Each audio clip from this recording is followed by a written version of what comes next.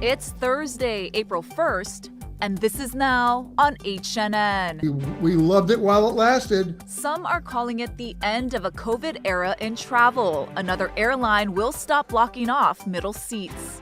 Both on Oahu and Maui, there have been persistent community spread. Despite an uptick in new cases, Governor Ige says he's not considering tighter restrictions. I'm Danya Backus in Orange, California, where investigators are trying to determine the motive for a mass shooting that left 4 people dead, including a 9-year-old boy. And new city rules go into effect banning plastic foodware. We'll explain coming up on This Is Now.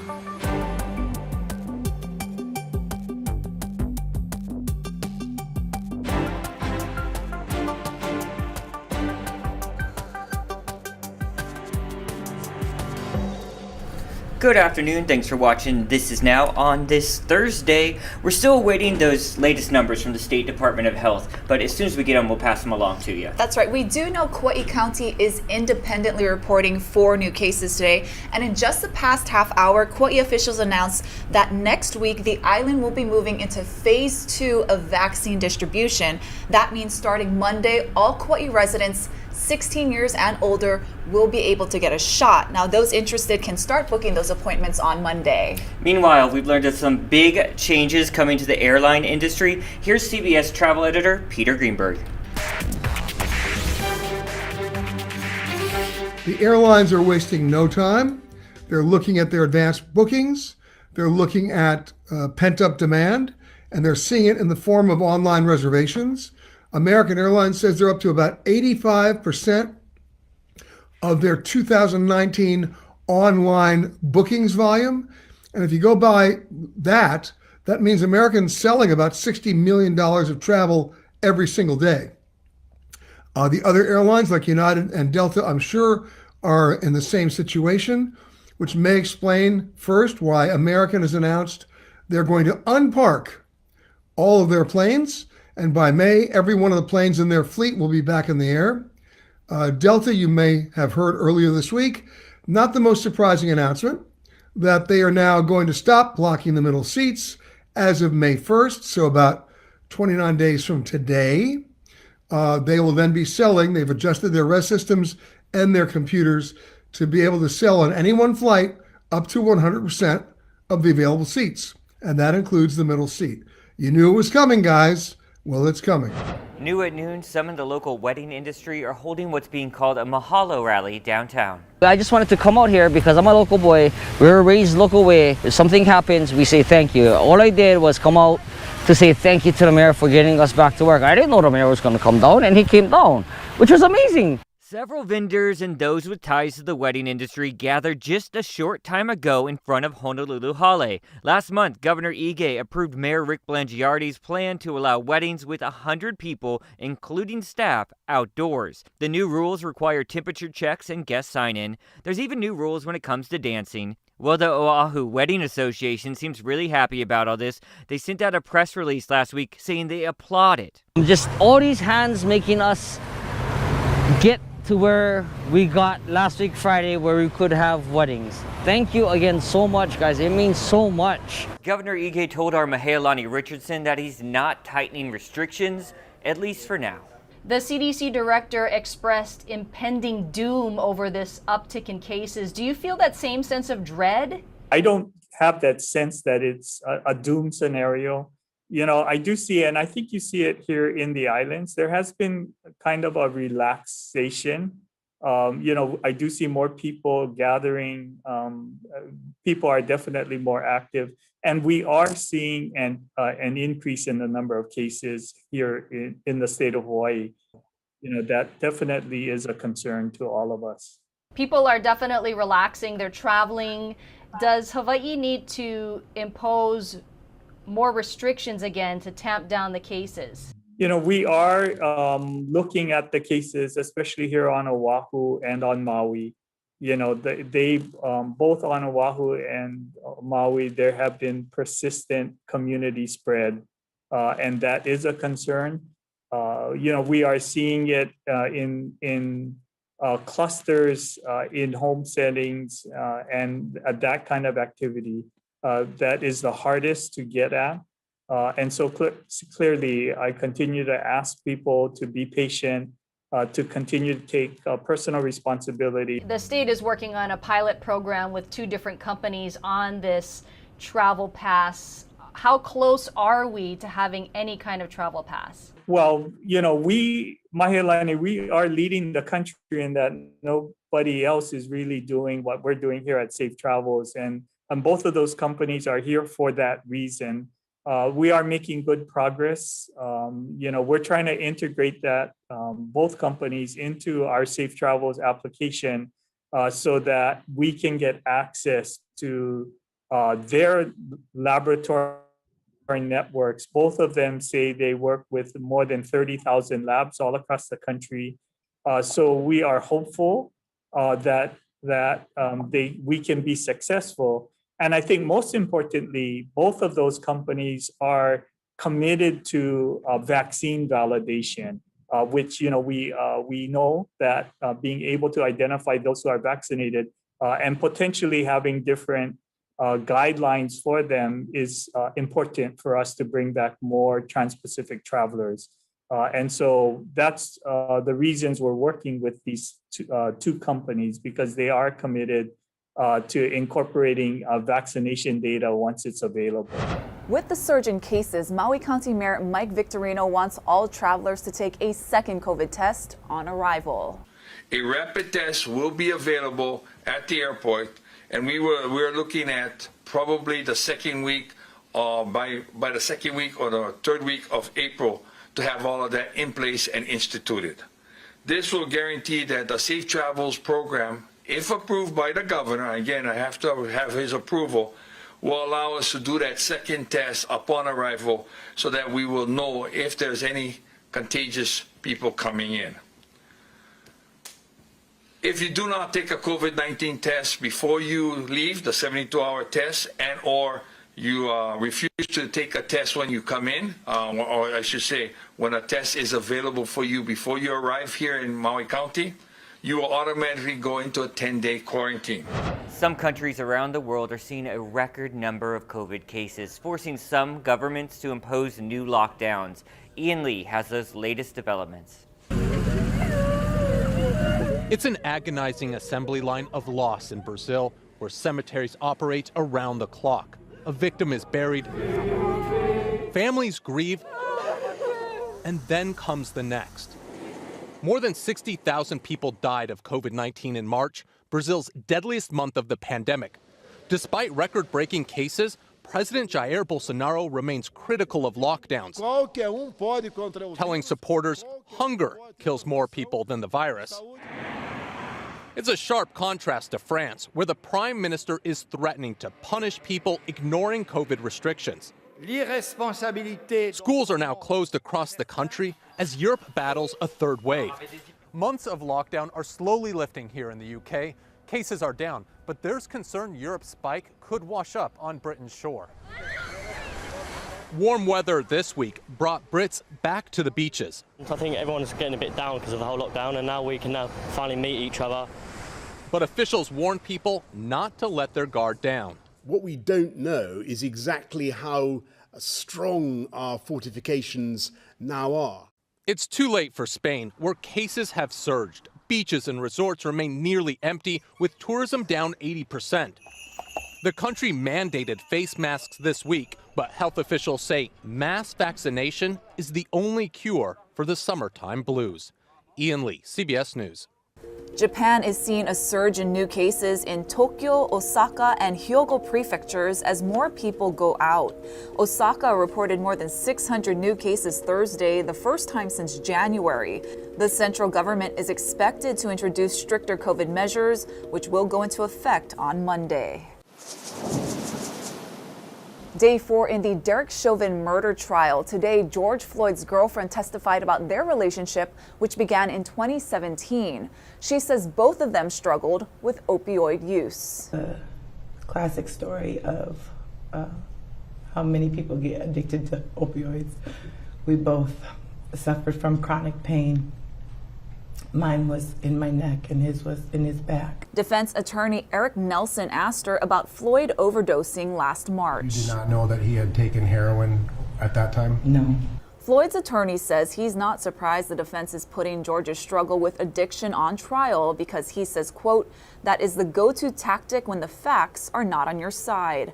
The jury also heard from paramedics who treated Floyd that day. Showed up, he was deceased, and I dropped him off at the hospital, and he was still in cardiac arrest. A mass shooting in California left 4 people dead, including a child. Danya Backus has more.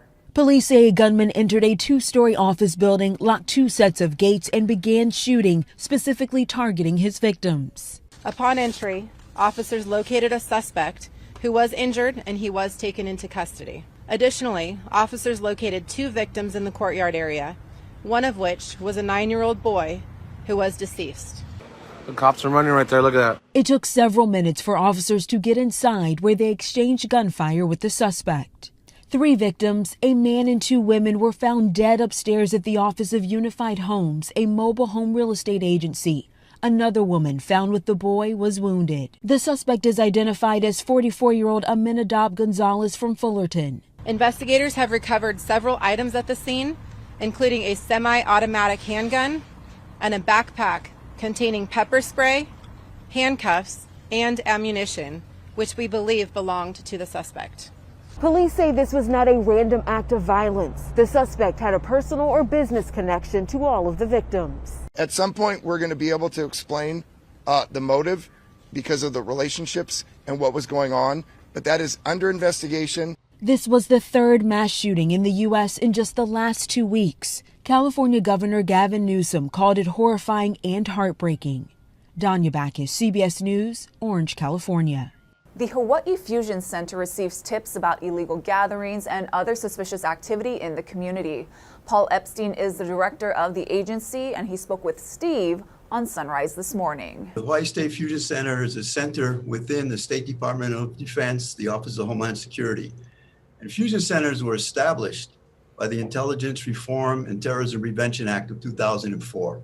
This act essentially said, America, do a better job in sharing threat information.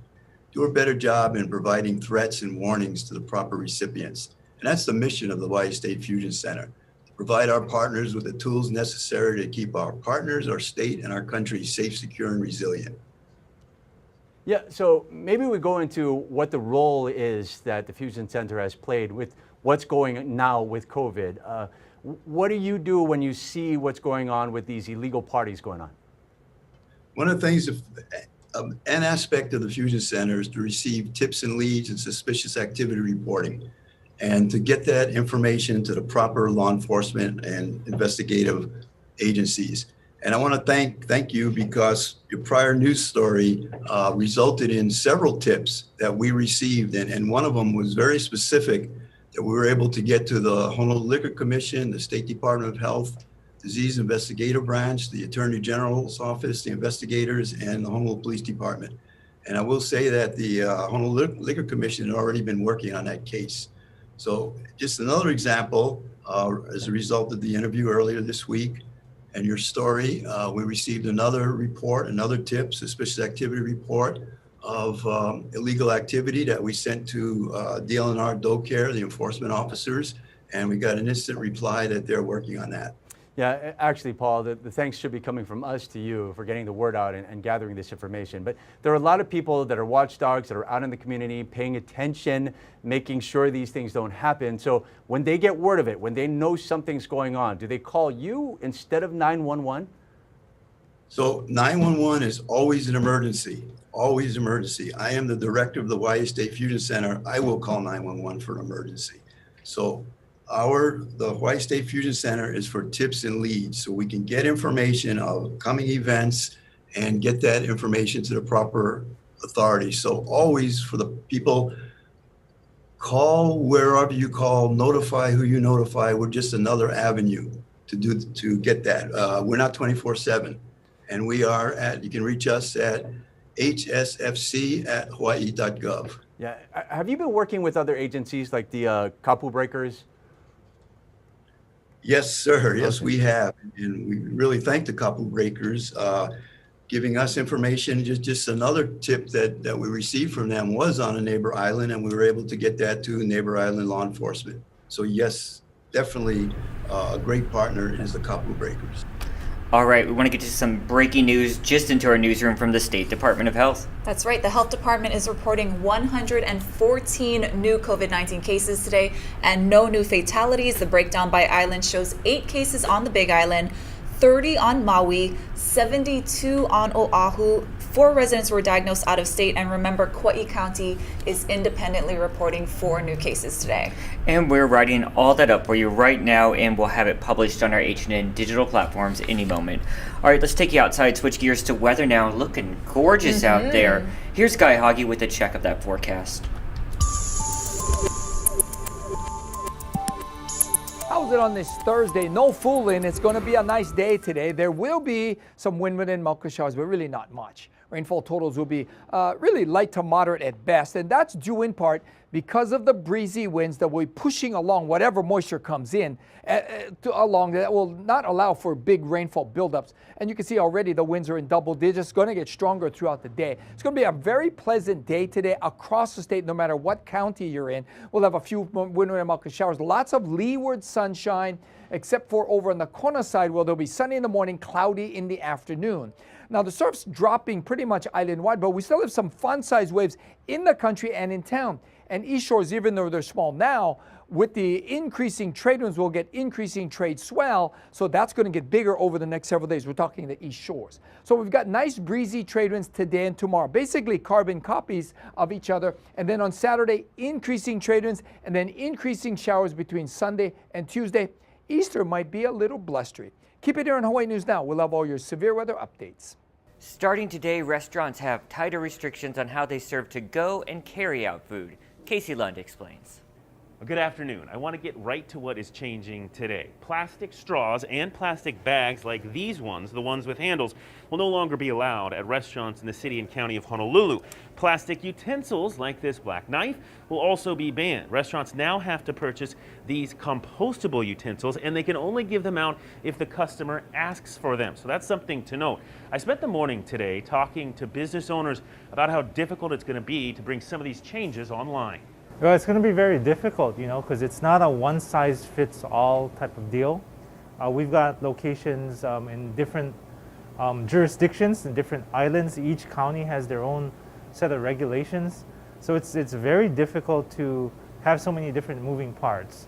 Mainland's completely different, and really the supply chain just is not prepared for it, especially in this time of pandemic. Today, as far as with the biodegradable, wasn't ready. I thought that it was recommended, but it is April 1st and it is mandatory. So we will be having to convert to that, and hopefully we'll be able to find that, and also the straws too. So it is a challenge getting those supplies. One other thing that's important to note, styrofoam containers like this one are not allowed at city vendors, city concession stands, anything sponsored by the city, but they are still okay at restaurants in the city and county of Honolulu. That will change on January 1st of 2022. The Hawaii Restaurants Association, though, has applied for an exemption to all this that will last for 2 years. They say they need more time to bring these changes online so that their members can absorb some of the costs they've already been struggling so much through the pandemic. Reporting at L&L Barbecue near the airport, I'm Casey Lund. Now back to you. Let's see what the internet is chatting about today. Ashley, what'd you find? Apple's going to be holding its Worldwide Developers Conference this June. It's free for developers to attend, and it takes place June 7th through 11th. Now, the company says it saw record-breaking participation in last year's online conference, so this year will also be virtual. The conference is a chance for developers to learn about Apple's technologies to help them create software for the company's products. Now, Apple says its global community of developers is made up of more than 28 million people. Whew. I got some more tech news for you guys. Here, we're talking Facebook this time. They have a new Facebook profile frame. The frame allows users to share their support for COVID vaccines and to see others doing the same. The social media giant says the research indicates that social norms play a huge role in people's attitudes and behaviors towards the vaccine. We're told by Facebook that the Department of Health and Human Services and the CDC worked with Facebook to create these these frames. We see them for all sorts of Yeah, causes. elections. Yeah. Yeah, very cool. You guys, apparently the price of toilet paper is going to go up, and that's Yikes. because Kimberly-Clark announced this week that it's raising prices on many of its North American products, including things like Scott toilet paper and Huggies diapers. Now, higher commodity costs are hurting companies' profits. Experts say they may lose out on sales from consumers who are still reeling from the impact of the pandemic. I feel like we already went through that toilet paper shortage last year with the pandemic, and now dealing with this price hike. Yikes. I remember where I was. You know what? I was actually in Australia when the toilet paper sort of crisis went down here at home. So when I got back in last March, couldn't find it anywhere. Yeah, I'm actually really good at keeping a good stock to begin with, so I never had to like do the mad dash to Costco or anything. I luckily had a good friend that let me borrow a few rolls. I didn't steal it from the station, don't worry. You guys, speaking of the station, we just posted this article to H&N's digital platform reminding everyone that today marks 75 years since that destructive April Fool's tsunami hit Hilo. That's 75 years ago. It was back in 1946. Over 100 people passed away in that incident. There's a really good historical account of what happened here that we've written up here on your H&N digital platforms. Get this, some people thought that wave was as big as 50 feet high. Wow, yeah. And the images, the video, the pictures, just incredible. Yeah, let's get to some good news. Yes, so happy opening day. It is the 2021 Major League Baseball season. They're going to kick off today with some big changes to keep both the players and the fans safe. Here's Nancy Chen.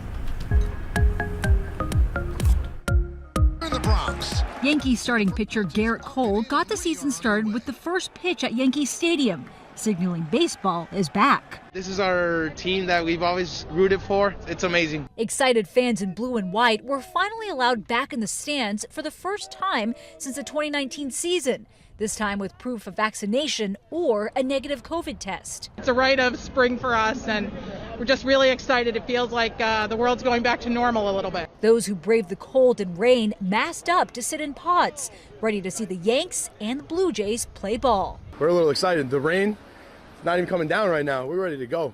Yankee Stadium is among several ballparks that operated at 20% capacity, allowing fans to socially distance. That's good for Hitch. Hit well. The Detroit Tigers hosted a little more than 8,000 fans in the snow for their game against the Cleveland Indians Thursday. The Red Sox game against the Orioles was postponed due to rain, leading to this memorable on-air moment. You can see what's happening right now. I'm barely holding on to this umbrella like Mary Poppins. And COVID is already throwing a curveball at the season. The Washington Nationals were forced to cancel their opener against the New York Mets after at least one player tested positive. Nancy Chen, CBS News, New York. Your Nationals already starting off to the start. You probably didn't want to hear. I know, yeah. So they're supposed to play on Saturday, but we'll see what when the tests come back. It has been so long since I've been at an MLB park. I mean, it's probably been a decade. Yeah. It was the Cardinals. Oh, yeah. At least we have similar colors, right? Sure. Yeah. That's as much sports as you get from us guys here. This is now. But it's going to be so interesting because, like, sunflower seeds are a big part of my baseball, ritual. And, with COVID. Oh, I didn't even think of that. No that's spitting. not PC. That is not PC. No way. Oh, man. As you just saw, guys, we had a lot of news we're following today here at H&N, and we're going to keep doing it all day long. Just check your H&N digital platforms.